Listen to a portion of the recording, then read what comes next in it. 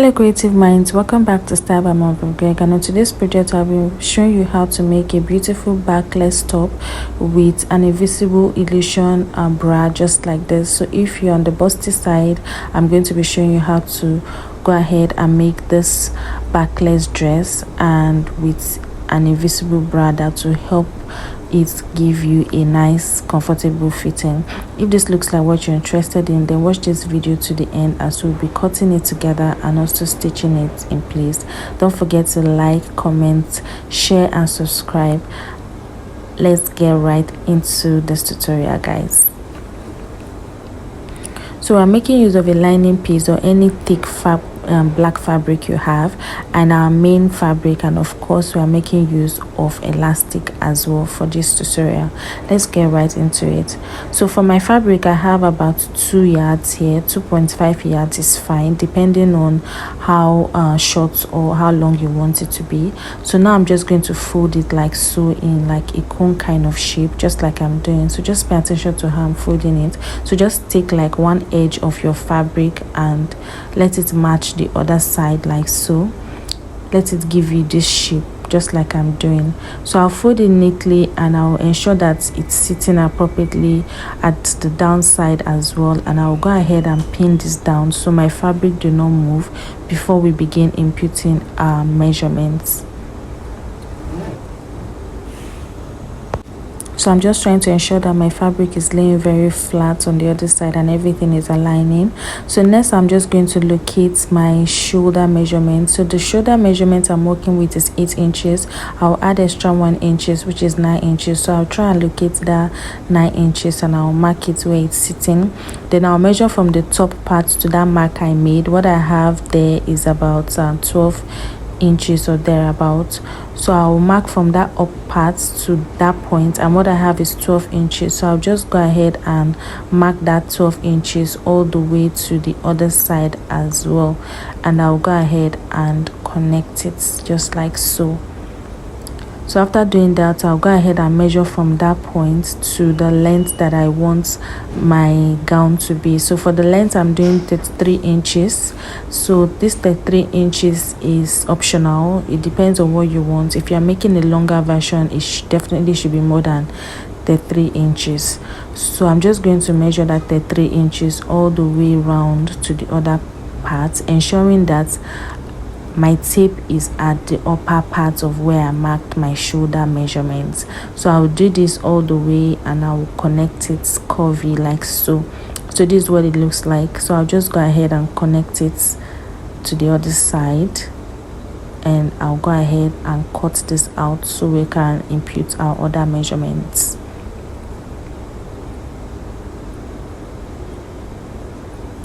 So the next part now is to just go ahead and include my casing allowance. So I did 1.5 inches, but I advise you do 2 inches because by the time I was imputing my rope, I realized it was too tight. So just go ahead and do 2 inches for yours. So I'll just go ahead and cut out that allowance there. So the next part now is to determine where our illusion bra is going to sit, and from my shoulder line, from the starting line, I'm going to go ahead and first mark where I want the back to sit. So I'm just going to go ahead and mark my waist measurement. So for my waist measurement is 18 inches. I came up by 2 inches, so I marked 16 inches. So that 16 inches is where my back is going to begin from. That is the back piece where it's going to sit on. So I'll just go ahead and notch it so that when I'm attaching it, I'll know where exactly to attach.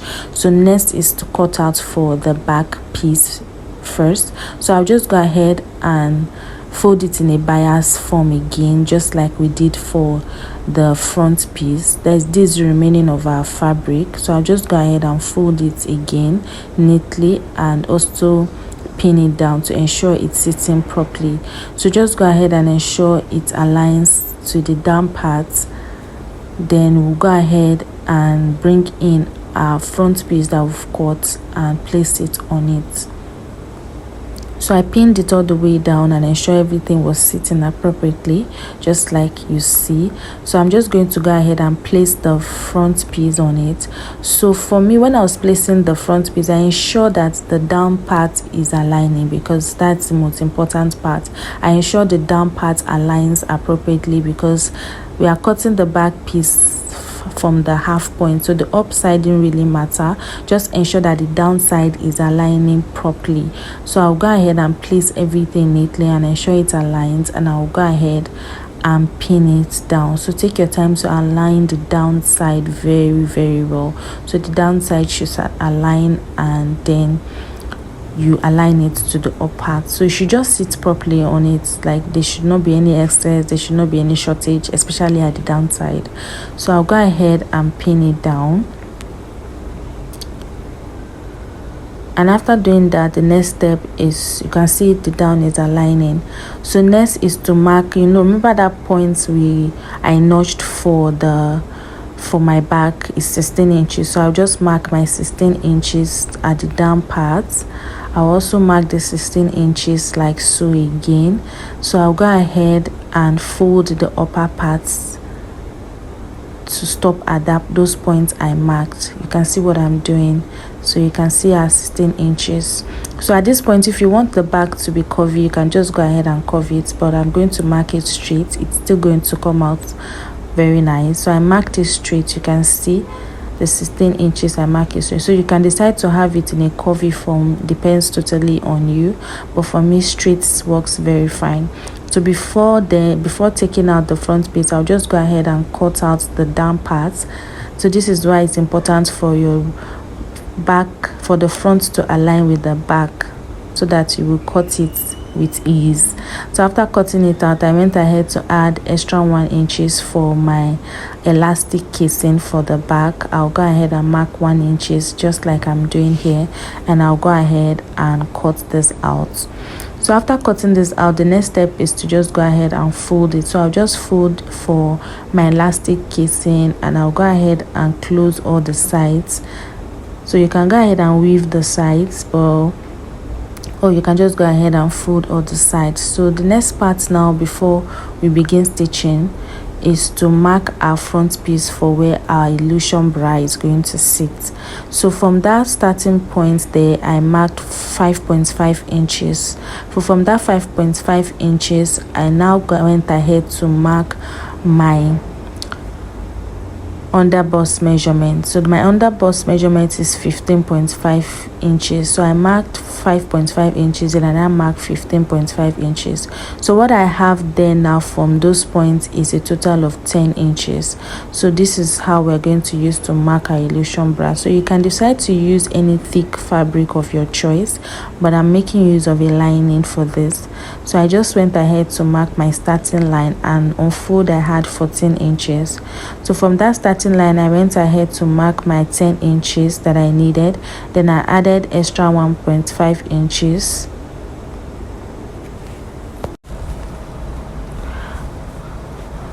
Then I'm also going to be marking 10 inches for the wideness. So that 10 inches is my bust circumference divided by 4 is 10 inches. Then I added extra 3.5 inches. This is because I'm going to be folding this into, like, I'm going to be folding all sides. So I'm just go ahead and connect with a straight line just like so. Then I'll go ahead and cut out. So remember, the length that I'm working with is 10 inches. Then for the width, I did my round bust divided by 4. Then I added extra 3.5 inches. So now it's going to go ahead and fold the sides. Then I'll fold the upper side as well, and fold the down side, and ensure that everything now comes back to my 10 inches which I need. So for this part, I'm going to fold the sides as well neatly, and I'll fold the sides of the back as well, and also close up for my elastic casing. So take cognizance of where you marked for the illusion bra. So by the time I was done joining, what I had there is 10 inches, which is what I need. I've also gone ahead to sew my long rope. So we're going to be passing the rope for one side, and we'll be passing an elastic for one side. So for my elastic, what I measured was 8 inches. That is my round under bust measurements divided by 4 is 8 inches. So I just marked 8 inches for my elastic, and I also imputed it. So I've gone ahead to put the rope on the upper part and elastic on the down part. So the next point now is to go ahead and fix our illusion bra on our front piece. Remember that 5.5 inches we marked initially, and the other 15.5 inches for our under bust that we notched. That is where we're going to place it. So the rope side should be at the upper part, while the elastic part should be down, just like so. So I'm just going to pin it at that point that I notched, and I'll go ahead and stitch it straight down. So when you're stitching, do not stitch the rope. So just go ahead and follow through. Do not stitch the rope, it's very important. So just top stitch and stitch it down. So this is what I have by the time we're done. So now we are going to introduce our back piece, and before that I'm just going to go ahead and insert my elastic on that point on the back piece. So for my elastic, I also made use of about 10 inches for my elastic. So I made use of 10 inches for the elastic. It depends on what works for you. So next is to join the back piece. Remember we also notched where our back piece is going to sit. So place it on that notch and close it up for the back piece, and you have your backless top.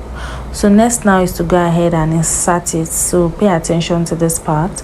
So after doing this, ensure that your rope is very long. So next is to place this rope. I'll place this rope from that end, just like I'm doing. So it's just like when you just, for instance, you are doing like an X. So I'm going to insert the first rope from this end, then drag it out from the other end. So this is why I said you should mark your stitching allowance at the top part to be 2 inches. So I'm just going to go ahead and insert my rope so as to pass it out from the other side neatly. So after passing it out from the other side, this is what it should look like, you see. Then the other side, I'll go ahead and pass the other rope from that same casing. I'll pass it from the other side as well, neatly. So pay attention to this part and do it neatly, so that this other rope will now come out from the other side. So it's just like taking the rope on your left to come out from your right, and taking the one on your right to come out from your left. So I'm just going to pass this neatly all the way. So like I said, my casing was small, so it was not so easy to pass it out. So that's why I say you should do yours to be 2 inches at the beginning, so it will be easy for it to come out. So I just went ahead to pass it out from the other side, and I kept passing it neatly. It was not easy, but it came out at the end of the day. So after doing this is basically what you will have. You will now have your rope at the other end. So this is just going to help your illusion bra to support the bust area, okay? So when you are wearing it, you will now adjust it to your point. So that's why I said you can decide to use a thicker fabric for your illusion. I just use a lining for this for illustration. You can decide to use a thicker fabric that will give your bust more comfort to sit. So it depends on what you want. So this is what it looks like by the time we're done. The next step now is to just go ahead and hem the downside with 0.5 inches, and that's basically all for this tutorial. I hope you learned something, and you can also incorporate this to any backless top that you want to make. Thank you guys for watching. I hope you learned something, and I'll definitely be seeing you in my next tutorial. Don't forget to like, share, comment, and also subscribe so that you'll be notified anytime I post new tutorial. This is what we have. You can see how beautiful it's looking. Thank you guys for watching, and I'll definitely be seeing you again. Bye.